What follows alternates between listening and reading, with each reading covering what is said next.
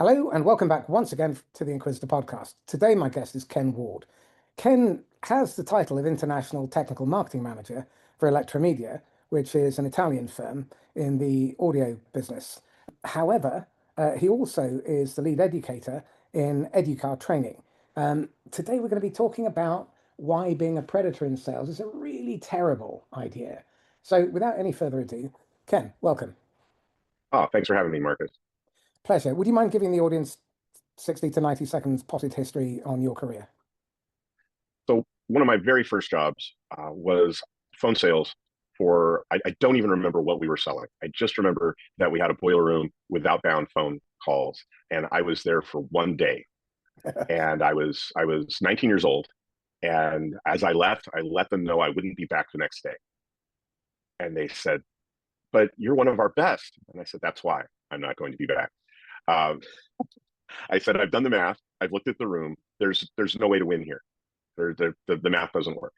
And my father really agreed with this. I was living at home at the time, and he said his feeling about sales was that once you sold something, you wanted to avoid the customer at all costs because you might have to deal with their unhappiness. But after working in construction and digging ditches and doing things like this, I ended up getting a job at a home and car stereo store, and I had to learn how to deal with people. Now, I should back up a little bit more. I grew up in a religious denomination that proselytizes actively. I was raised in a religious denomination that knocks on people's doors on Saturday morning and wants to share a few thoughts from the Bible. And so when I went into retail sales in an electronics store, many of my friends were amazed that I would want to deal with the rejection that comes from sales. And I said, these people walked into the store to look at what we do. I'm not knocking on their door during the Saturday game on the television. I'm not getting them to set a dog on me or point a gun at me to leave their property. This is easy. This is cake. But one of the things that I read a few sales books and I had some training. And one of the things that I noticed was that a lot of the people that were involved were really focusing on trying to get people to do what they wanted to do. There was a lot of focus on what I will call manipulation. There wasn't a lot of awareness of win-win or that concept in the 80s was pretty new. And over to my career, I kind of drifted back and forth between positions where I would sell. I've had positions where I've sold B2B to an existing account base. Sometimes that's gone well. Sometimes it's not gone as well. And one of the things that I realized was that I had a real affinity for the product. I didn't think this made me special, but apparently there's a lot of folks that don't know much about their product and really focus on the other activities in sales. And so I had some thoughts and done some trainings about sales over the years. And I thought, why don't I write a book? And that's the book Selling Sustainably that I put together. But the concept behind it is something that is not unique to obviously this is what you're doing every day. The idea here is that sales, in my mind, is decision facilitation. And facilitation, the definition of it is making things easier. And Absolutely. so you're there as a salesperson. I'm there to support the decision. And I remember in my interview with the vice president of the 7-store electronics chain, I thought that all I needed to do was know the product well enough to earn the sales. And he hired me anyway. He hired me anyway. Because it turns out that that's not all that you need to do. You need to understand yourself and you need to understand other people. And you need to have their benefit in mind. The way that my first job unfolded, I didn't realize this at the time, but this 7-store San Diego electronics chain had a tent sale every summer, and they would hire people just for the tent sale, salespeople just for the tent sale, who were internally referred to as fresh meat. And they would send the new guys to the tent sale, and they would send the bottom of the barrel of their existing employees to the tent sale temporarily, and they would put in a couple of stars, and the stars would pull the train. And at the end of the tent sale, they would lay off the worst performers, and that's how they would bring in fresh employees. So without realizing it, I passed a test when I was first hired. I performed well enough to not be laid off. I remember looking at the tent and picking out one particular area of the tent that had speakers in it and saying, this is going to be my specialty, and learning everything I could about what was in that area of the tent and doing well in that area. And I don't know if that was a winning strategy or not, but that's what I did. It was a lot harder to find things out about one's offering before the internet. It always amazes me now when we run into a lack of knowledge about somebody's category, because it's so much easier today to know about your category than it was back when I started and we were using telegraphs and carrier pigeons. But in my category, which is car audio, very niche sort of thing, we have a lot of people who have come up in the category starting out as technicians. And as technicians, if they ever interacted with the customer would often ask for their advice and accept it with a high value because they didn't have any skin in the game. They were not perceived to have any sort of motivation one way or the other. And eventually, a lot of these people start their own shop. They never had been through selling training, and they viewed it very negatively. They tend to view it as a bad thing. Anybody that's going to tell me how to sell is going to tell me how to do things I don't want to do with my customer. And that pains me because that makes commerce accidental.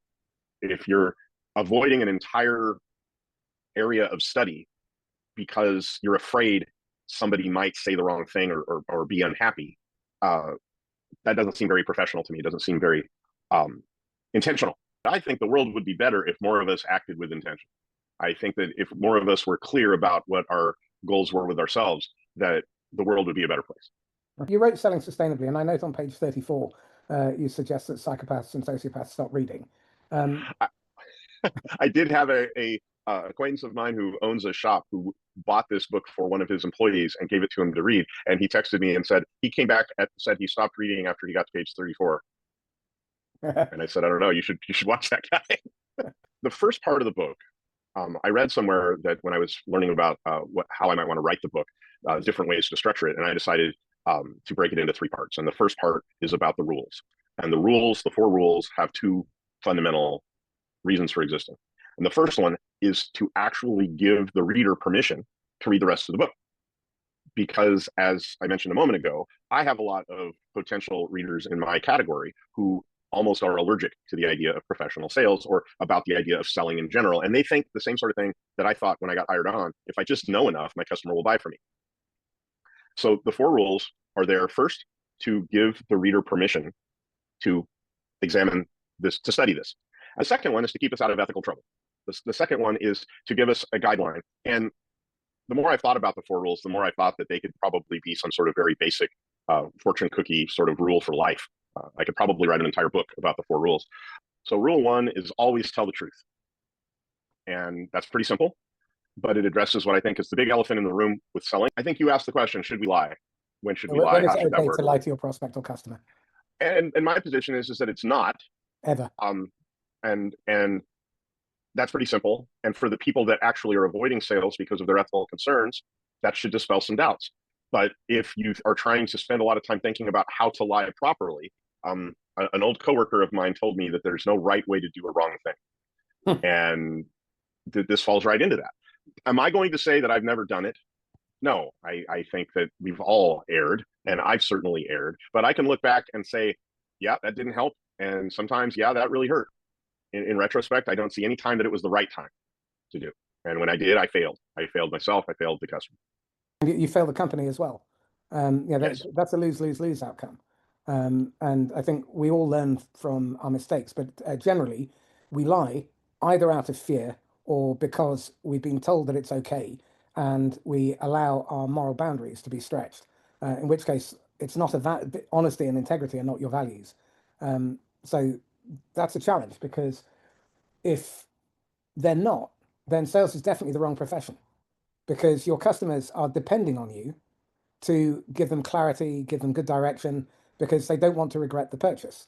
And in most of the time that I've been a salesperson, I have not been the owner of the business. Most of the time, I have been an employee of another company. So the company owns the inventory, or the company owns the offering. The company owns what I'm selling. The only thing that I actually have to include is my integrity and the value that I create. And if I'm violating that, I'm actually taking value away because I'm not selling my stuff most of the time. I'm only selling me and what I bring to the party, if that makes sense. Yeah. Well, I think where most salespeople get it wrong is they think the transaction is where the sale happens. But in my mind, what we're really trying to do is attract customers for life.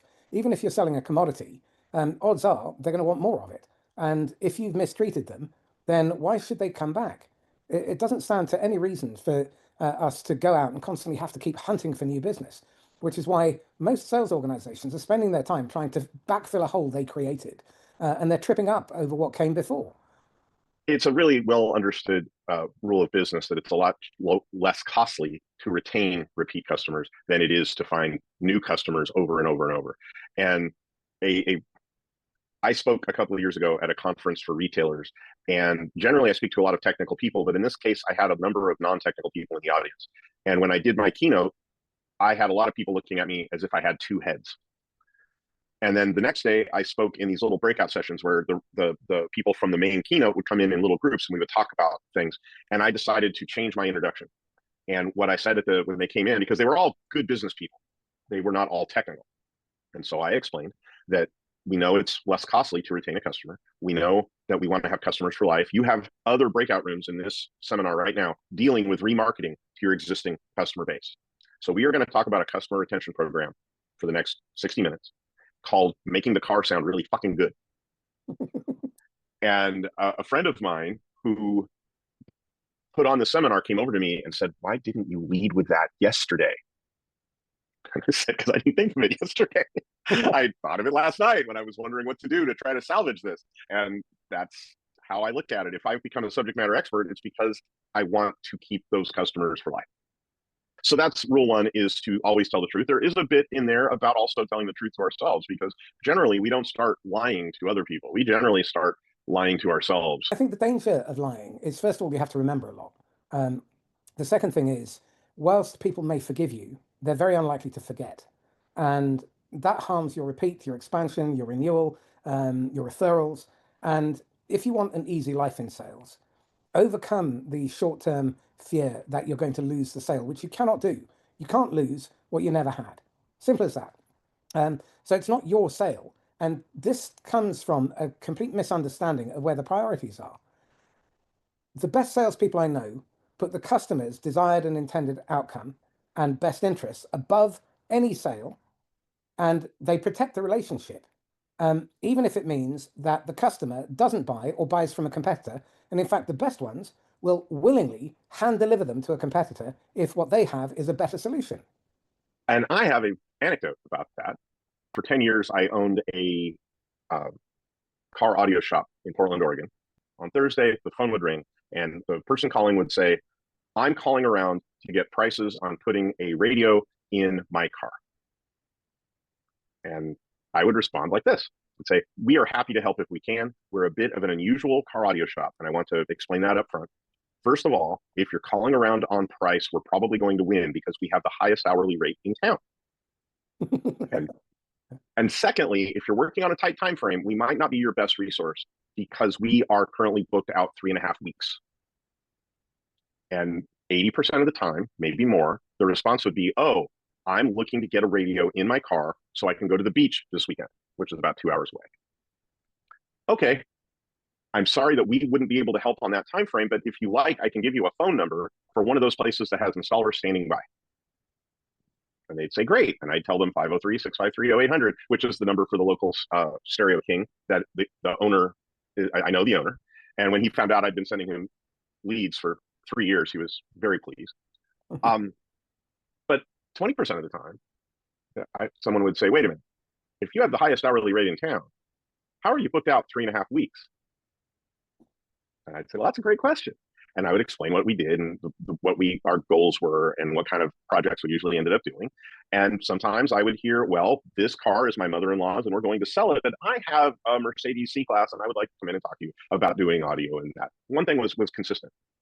Everybody was very happy with me at the end of the conversation.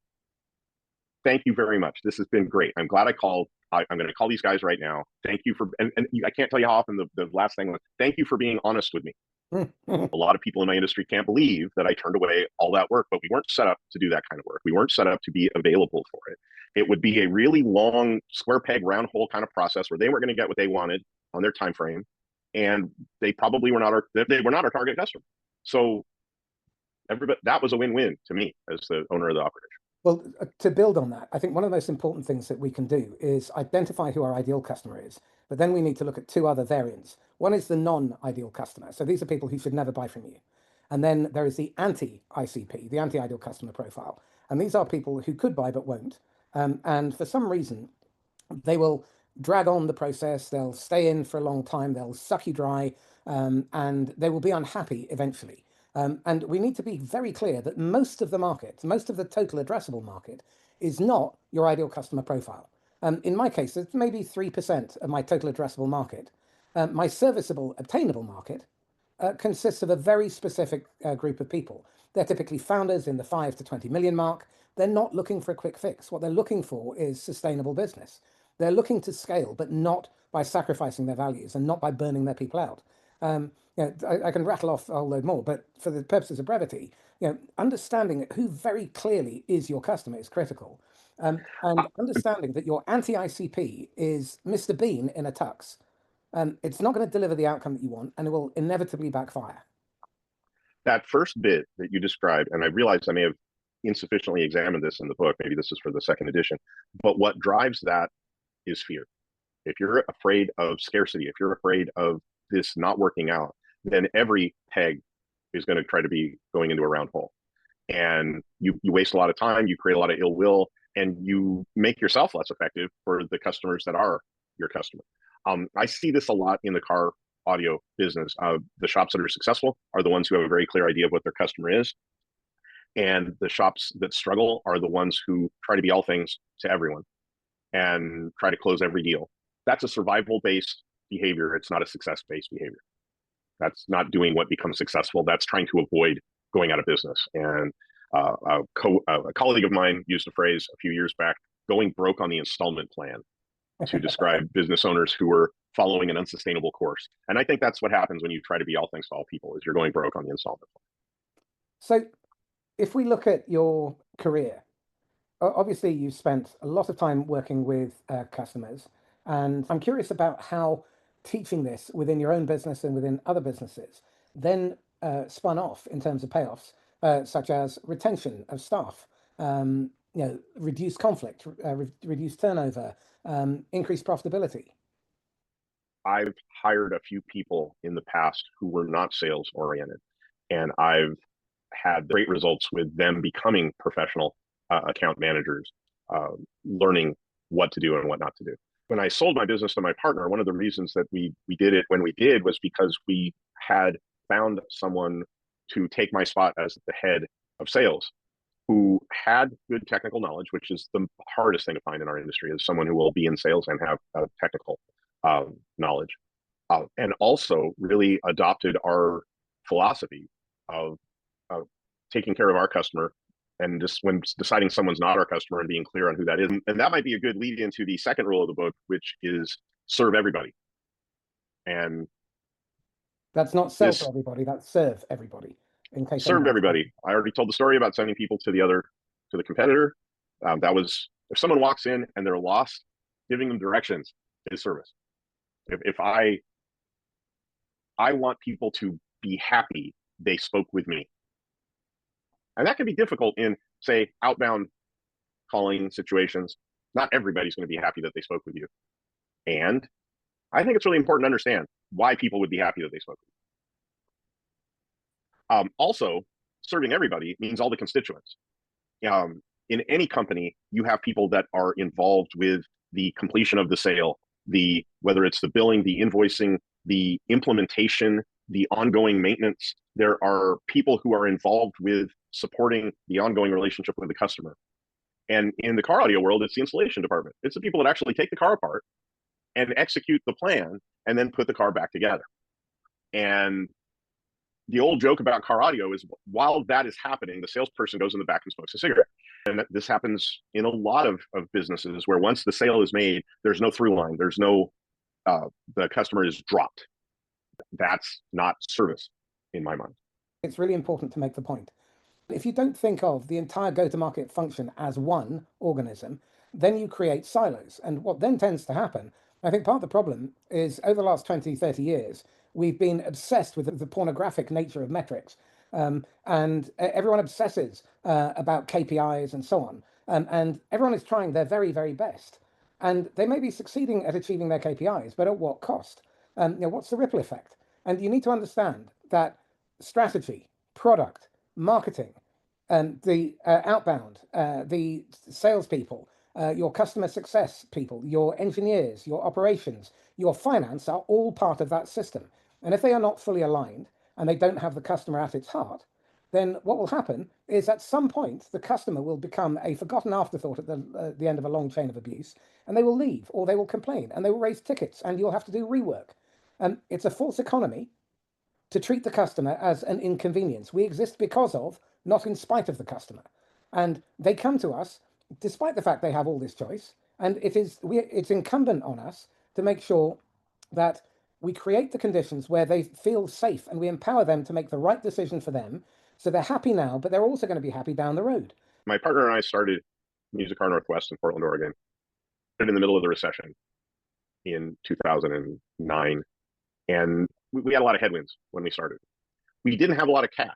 We didn't have the cash to build a beautiful showroom that had the ability to demonstrate all of our products. And we thought, how are we going to do this if we can't demonstrate the product? So that's kind of an old expectation in our industry. You have to have a demo room. And so what I decided to do was something called the Music Car Performance Guarantee. I believe it's still in place there. And the Music Car Performance Guarantee says that if you buy a Music Car certified sound system, you have 30 days to make sure you love it. And if it's not what you love, at your option, you can either return it and get a complete refund, including all installation fees and no holdbacks at all. You'll get your credit card fees back. There won't be a restocking fee. You will get your installation refunded. You will not be out anything but your time. Or if there's something you don't like about it that you would like to change, you have 30 days to let us know and we will work with you and we will change what you have to make you happy. It's your choice. And we said, if this doesn't work, we'll find a way to build a showroom. And here we are 16 years later, and there's still no showroom. Because when it came to safety, the whole purpose of policies like this is to give people confidence that if they make a mistake, it won't be catastrophic. You take away their risk. Yeah, it's a risk amelioration approach. And this was very effective with people to say, okay, even if I might make a mistake in what I select, these guys will be there for me. They will take care of it. And I was a member at the time of a group of owners around the country who had shops. And someone asked, what kind of policy do you have for refunds? And a lot of people shared their policies, which were very black and white and combative and not friendly at all.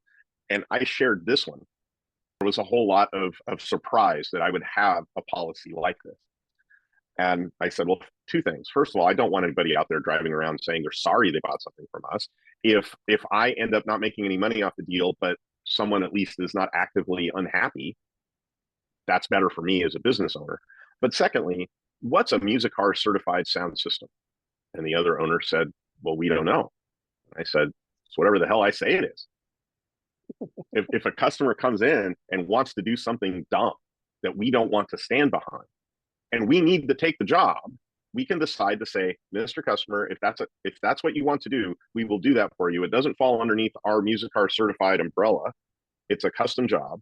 And I need you to understand that this is your system design. And if we're going to work with you on it, I need you to understand you're owning that. And that's my out at the beginning if somebody wants something stupid, because sometimes people come in and want something that is different than what I would do. And sometimes what we would say is, we don't want our name on that. If you do that, you're going to be mad at somebody. We don't want it to be us. Well, and I've said that literally to customers. Whoever you pay to do this, you're going to be unhappy with them. And we don't want it to be us. Absolutely. And I think that's perfectly fair. It's one of the big problems, I think, that a lot of salespeople and sales organizations have, which is they tend to avoid the difficult conversation. If you're going to fight, have the fight at the beginning, not at the end. Be absolutely empirically clear and make sure there is zero ambiguity, because the brain's default setting to any form of uncertainty, even 1% uncertainty, is to catastrophize and go to the worst case scenario. So what we never want to do is create the conditions where the buyer's brain is anticipating buyer's remorse before they bought. So you tell them very clearly what to expect. And one of my mentors, Charlie Green, who wrote The Trust Equation, Trusted Advisor, and various others, he makes the point, never under-promise and over-deliver either. Deliver exactly what you promise. Because if you do that, you've lied twice. And even though it may be a good outcome, what you do is you create that uncertainty in their brain, and then they're thinking, well, what else have they hidden? Even at an unconscious level. And so the rigor here is to be scrupulously honest, radically transparent, and hold nothing back. And I'm minded of Mark Twain's quote, which is, well, there are two. Never lie, that way you never have to remember anything. And the second one is always tell the truth. It confounds your enemies and surprises your friends. And I think if we live by those maxims, it removes so much strain because you'll project out that you're hiding something, even at an unconscious level. Their unconscious mind will pick up on it, and then there'll be that niggling doubt. And you They won't know start where to, it's coming from necessarily, but it will be there. absolutely. And then what you start to see is that middle of the pipeline bloat that gets constipated, where you're chasing people. Well, why would you create the conditions to make your life even harder? It just seems to me an insanity. So most shops, when you visit most installation shops, the door to the installation bay has a sign on it that says no entrance, employees only, insurance reasons. There's some big scary sign that's intended to keep you away from where your car is. And after 3 years at Music Car, we moved to a larger facility that we got to plan out because the building was being renovated. And we got a big glass wall between the showroom, the waiting room, and the car area. And when we bring people in and someone says, well, I'm interested in doing something with my car, we would take them and walk them through the fitment shop and let them see cars in various stages of disassembly, which is very rare for our industry. It's becoming more common, but 15 years ago, it was very rare. And it instantly would put people at ease because they said, okay, I see what's happening. I see how you take care of things. I see how you treat the car when I can't see it. And that's one of the things that I mentioned actually in the book is that there are some customers, and they're often in a particular area professionally where they're executives, they have some kind of leadership position. And what they're doing when they're making a purchase decision is it's a beauty contest. It's an audition to see if you can do the job and that they trust you to do the job. And once they get to that point, the audition's over. And if you continue to try to audition, you're wasting their time. So it's important to remember you're demonstrating your ability and your intention to do the job they want. You're not treated that way. You're Well, providing information. I think it's also important to make the point that it is not your job to persuade. You cannot convince anyone of anything, to do anything, to buy anything. They must convince themselves. So to come right back to the beginning, your job is to facilitate buying. And your job is to facilitate making the best possible decision for them, for now and the future, whether they buy from you or not. And you put their interest, their outcome, and the job that they are hiring you for ahead of any one transaction and ahead of your commission, ahead of hitting your quota. And the moment you deviate from that, you move from being their ally to either being their accomplice or their adversary, neither of which are good long-term positions. That actually leads into the fourth rule. The fourth rule is make things easier. And part of that is decision facilitation. And one of the things that we delve into more that I did not realize for the first 10 years that I was in sales was what's going on below the surface of the waters. And probably the best example I can give here is for 10 years, I owned this business, and I would get business owners that would come in, and at the very beginning, they might do this. We both act like we own the place, which irritates me because I really do. Yeah. And we talk for a bit, and then they leave, and when the door swings, we both say the same thing. That guy is an asshole. Yeah, it's willy And we're both right. Yeah, you're just willy wade. But nothing got done. Yeah. We're both right. Great, congratulations, we're right, and nothing positive happened. So approaching that situation from a different point of view, which is what do they need? If a buyer has a very commanding sort of persona, if they have a very I call those directors, where they want to snap out orders and that sort of thing. Oftentimes they have a deep rooted concern or fear that if they don't control everything, stuff will go wrong. So they've learned to take a high degree of control because that feels safe to them. And if the first thing that happens when they start interacting with me is I start to try to drive the bus all the time, I'm taking that safety away. Now, why would I want to do that? Why would I want to create that sort of interaction? Oftentimes it's because I don't understand myself. I may have that same concern. I'm maybe trying to control things to put my safety ahead of theirs. And I may not understand that about myself. And once I understand that about myself, ideally, I can let go of that and I can put my customer safety, psychological safety, emotional safety above my own. And that is where value gets created. And this is why buyer safety is critical, but also we need to create seller safety. If your salespeople do not feel psychologically safe to tell the truth, to challenge the customer politely, respectfully, kindly, if your salespeople don't feel safe to encourage the customer to buy elsewhere, then you are creating systemic dysfunction. And I understand why people do it. However, it doesn't justify it. Just because you can doesn't mean you should. And one of the paradoxes that you'll learn over the years through scar tissue and through screwing up is that if you want control, you have to give it up. If you want trust, you have to give it first. If you want other people to be vulnerable, you have to be vulnerable first. And all of these things take enormous amounts of courage until you actually do them. And then life becomes significantly easier and more clear. And when someone is operating, and everybody has uh, defense mechanisms or safety mechanisms, some people are aware of them, most people are not. But remember, it's not about us. Yeah. Okay. They You're generally irrelevant. have perfectly legitimate reasons to be concerned about this, whether we're talking about childhood events or business experience as an adult. People have plenty of evidence to be concerned about what they're concerned about. And for us to either ignore it or make it about us is silly. They have legitimate concerns. They may not voice them, they may not be aware of them, and they have legitimate concerns. My wife is a certified public accountant. I think it's chartered accountant in the UK. And one of the things that I have learned about this field is that it's kind of like engineering, and that it tends to attract people who place a really high value on precision. It tends to attract people who place a really high value on not making mistakes. And these are the people that you love them. I love my wife. Picking where to go for lunch, however, is not always quick. Okay. Because making a decision, avoiding an error, is a higher value than completion. We'd rather not be wrong than finish. And that makes us late for lunch.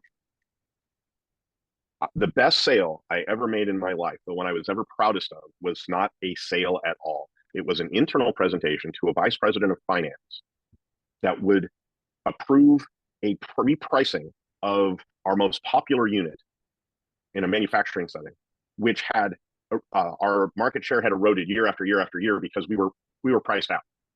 And as a product manager, it was my desire to reprice it, to acknowledge some market situations that had changed over the last 10 years. And the concern from the executive group was that if we repriced it and the unit volume stayed exactly the same, we would just leave money on the table. So this guy was concerned about that. However, I was counseled before this meeting that he really was uncomfortable with one-on-ones, and he has social anxiety. He's going to be really uncomfortable in this meeting. So you've seen how I talk. The entire meeting, I kept my voice right here, and I kept my hands right here, and my gestures didn't go beyond my ribs. And I spoke a little bit more slowly than I usually do. And I kept my body language calm and still. And this was not to manipulate my audience. This was to stay out of the way of the message. Anything we do that gets in the way of the message triggers reactions that may be irrelevant. So many of our younger viewers will never have heard of Abbott and Costello, but there was one called the Susquehanna Hat Company. And with Susquehanna Hat Company, Lou would approach people on the street and ask them where the Susquehanna Hat Company was, ask for directions. And every one of them would have a violently emotional reaction because of some unexpected and unpredictable association with the Susquehanna Hat Company in their past. And this is sales. When we interact with people, we discover and we risk and we discover bringing up emotional reactions that we can't predict, that are real for them. And if we do that very much, we're probably not going to get the sale simply because they're not really present for the ask. They're in react.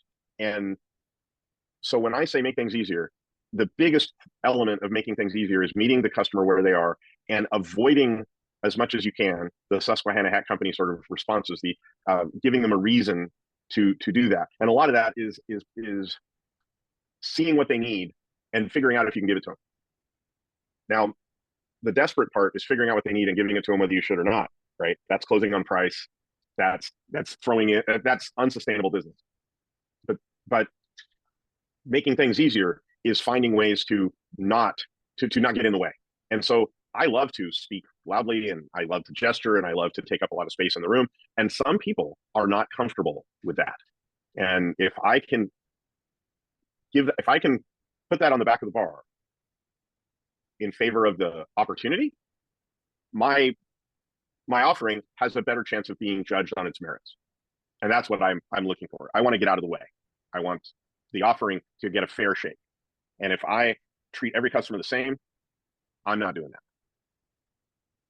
Well, I think it's really important to understand that you are not important in the sale. Your customer is coming to you to rent an outcome. Your job is to make that decision as safe and sustainable as possible and not make it about you. Your job is not to be the hero. Your job is to be the hero maker. So if they make a decision that they are happy with sustainably over a long period of time, then they become the hero in their own story. And it isn't about you. It's not about your quota. It's not about your boss. It's not about hitting target. It's all about creating the conditions where they can buy safely and confidently and be satisfied that they made the right decision.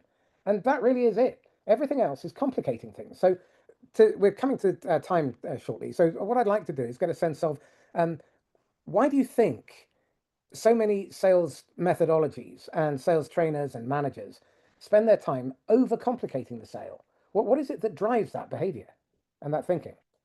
That is a great question. One of the reasons that I decided to write a book was that I had been given books and run through programs that had 7 steps and 9 steps, 12, 13 steps. And I just thought they were too complicated. I'm pretty good with complicated things, but I didn't feel a need to make them that complicated. I think today a lot of it is that there is an expectation of a lot of churn, and I think they're trying to make it a checklist that any person can do, whether they have any aptitude or not. I think that it's kind of the 3-ring binder approach to staffing, where if we just put the 3-ring binder in front of them, then anybody can do the job. And I don't think that works. I think it might be a start, but I don't think it works. When I had been in sales for 10 or 15 years, I was good with some people and abysmal with other people. And in my mind, I focused on the people I was good at, and the people that I was abysmal with, well, that was their problem, and that was their loss. And I had to get to a certain emotional maturity myself to realize that the common denominator was me. In all your dissatisfying relationships, the one constant is you. Yes. And that didn't happen right away. And I've done a bit of personal growth work, and I've done some professional work. And one of the maxims that I've created is that we're the same person at work that we are not at work. It's really difficult to do professional growth if we haven't sorted things out for ourselves. It's really difficult to become a sophisticated and mature person emotionally if individually our emotions are a wreck. And so that I think that's why there's a lot of questionable methodology. I also have noticed in my field, and I think it happens in a lot of fields, is that there are a lot of people today that want to be experts. A lot of us want to be experts, and